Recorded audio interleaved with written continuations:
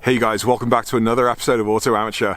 There are no Porsches in this one, I'm afraid, but for those who like trucks, this is an episode for you. This is my new daily driver. It's a 2021 Chevy Silverado LT Trail Boss, Limited Trail Boss. Let's go check it out.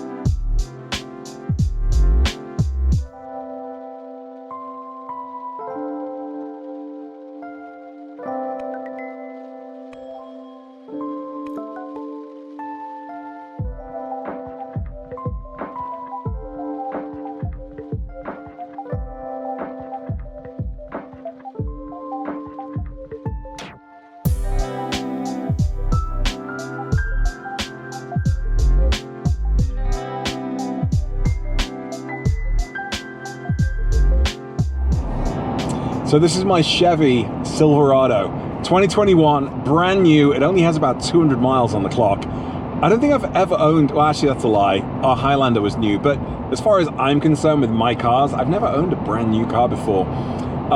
And you know, why did I get a new car? Maybe it was a little bit of an impulse buy.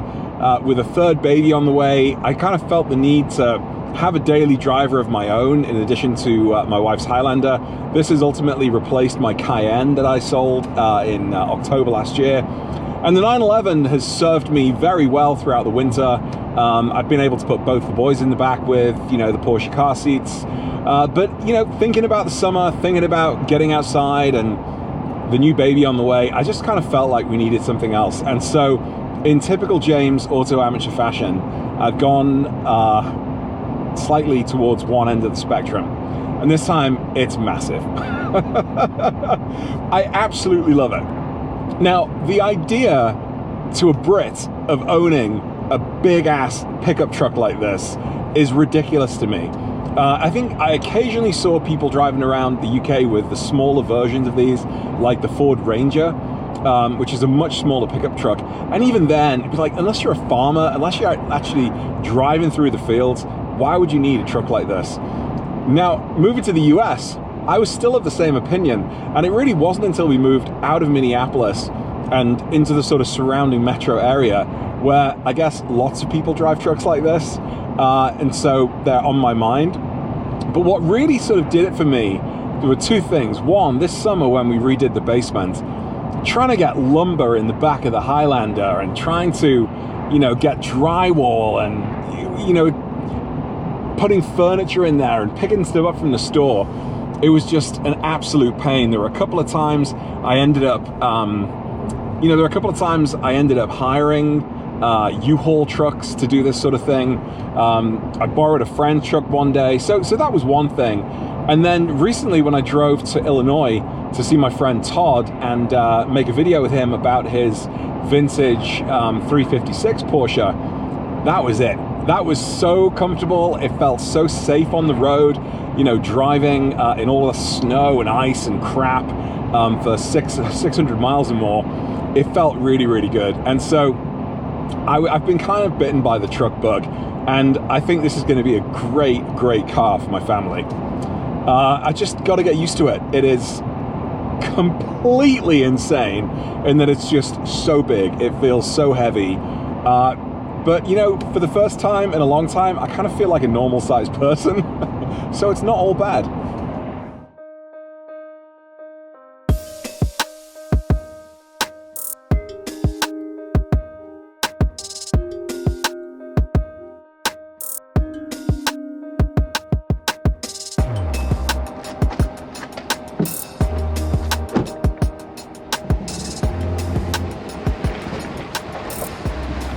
So let's talk a little bit about what this truck has to offer. It's Chevrolet, it's a General Motors car, so you wouldn't necessarily expect this to feel like a luxury vehicle, but actually this particular trim really is. It's taken quite a while to find all of the combinations of options in a single truck, and Jeff Belzer's down in Lakeville, Minnesota, about a half an hour drive away, it had this sitting on the lot, and within 24 hours, it was mine. So what did I like about it? Well, first off, it has the leather interior, and with kids throwing around food and drinks every now and again, it's nice to have a surface that's wipeable. But not only that, it's luxurious. It feels like a luxurious car. The seats are super plush and comfortable. We've got the bucket seats on the front instead of the bench. So this is a 5-seater instead of a 6-seater. But it does have the crew cab on the back. And what that means is that 2 or 3 big fellas like my good self, after a hard day on the construction site or wherever it is you work, can fit comfortably in the back seat.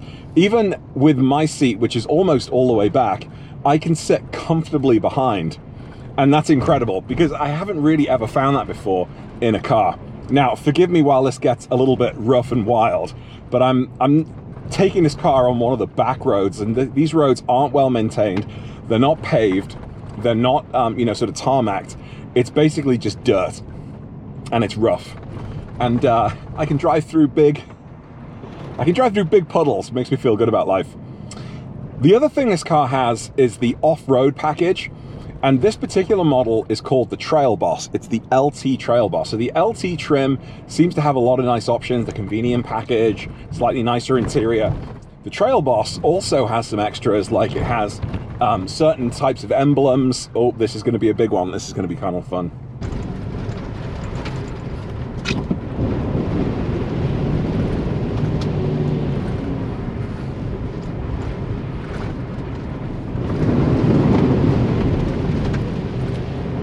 The Trail Boss, as you might imagine, is good for off-roading. And there are quite a lot of roads around here in the Twin Cities in areas where it's fun to go and take a truck like this off the beaten path and into the dirt like I'm doing right now. The Trail Boss in this particular package has an off-road suspension, which gives you an extra 2 inches of ground clearance above and beyond what is already a pretty high ride height in these trucks. It has a configurable 4-wheel drive system, so I can drive in 4-wheel drive, I can drive all-wheel drive, I can just drive in 2-wheel drive, and then of course it has the variation between the high and the low. So regular 4-wheel driving, you're in the high setting. If you're on particularly dodgy terrain, you're going through a lot of mud, maybe you're going down a slippery slope, you want to put it into the low drivetrain, that gives you that extra amount of control. It also has the hill descent control function. So you want to take this baby off-road, it is absolutely the truck for you. Now, my Jeep Grand Cherokee had a lot of these features as well, but this is just, it's bigger. It's bigger, it's bolder, and it's more badass in many ways. Now, the rear is very comfortable. I have this wonderful little feature here where I can open up the little window on the back, get some fresh air in here. The other feature that I really wanted was the sunroof. A lot of the trucks that I saw didn't come with a sunroof, didn't come with any kind of feature like that. It has the automatically adjustable windows, which go up and down at one touch or multiple touches. It has the wireless Apple CarPlay, which is nice, and the Android Auto. Heated steering wheel, heated seats, leather wrap steering wheel, which is nice. And then it has a regular bed. I think this bed is about 6 foot. It has a automatic lift gate at the bottom. It just has a lot of really, really nice features. Check the mic and make sure it sound right, boys.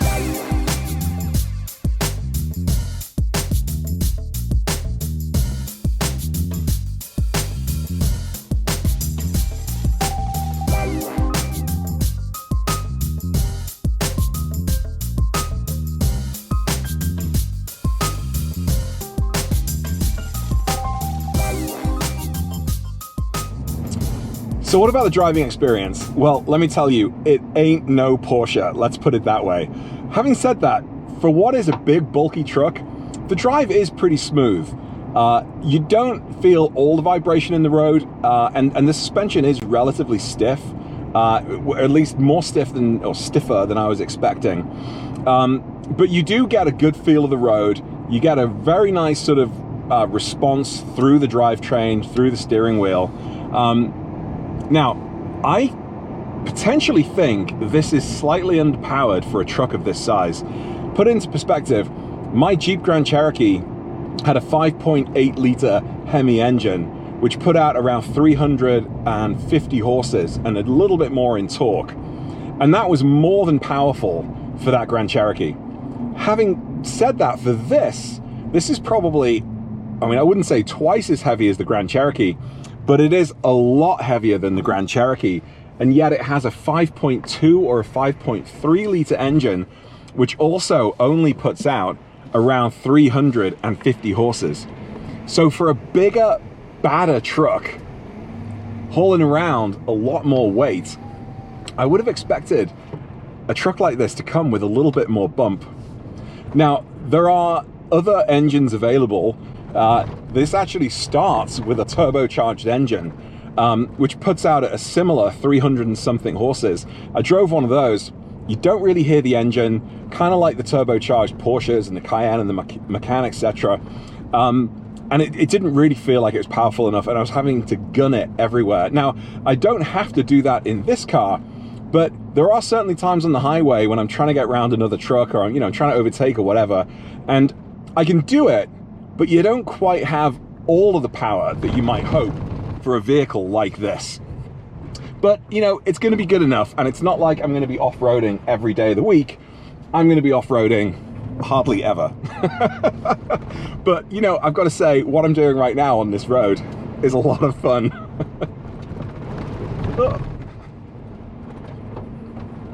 So this will be a great family car. The boys love it. I mean, I love this car, or this truck, whatever you want to call it. My two boys, they really like it. Oh, they really, really like it. Well, that is about it for the truck. More videos coming soon, and don't worry, this channel is not going to become a Chevy channel. Let me just say that. But I will be doing some more. I will be doing some more videos with the truck. I've got a lot of people asking and wanting to see more about it, so we'll do some truck videos. But I've got more Porsche content coming. I think the spring is arriving here in Minneapolis, which is nice. The snow is starting to melt. It's getting really slushy. This weekend, a bunch of us are going out on a drive on Sunday morning. It's going to be like 55 degrees, which I can't remember exactly what that is in Celsius. It might not be 20, but it's definitely in the teens. And so hoping more of this snow is going to melt away. There should be about 8 or so of us going out at least. So some great opportunity to take some shot of, some more Porsche content. So more videos coming soon, more podcasts coming up as well. Check out autoamateur.com for more news and updates. Take care. Hope you're staying well and safe, safe and healthy. And I'll see you in another video soon. Bye. Check the mic and make sure it sound right, boys.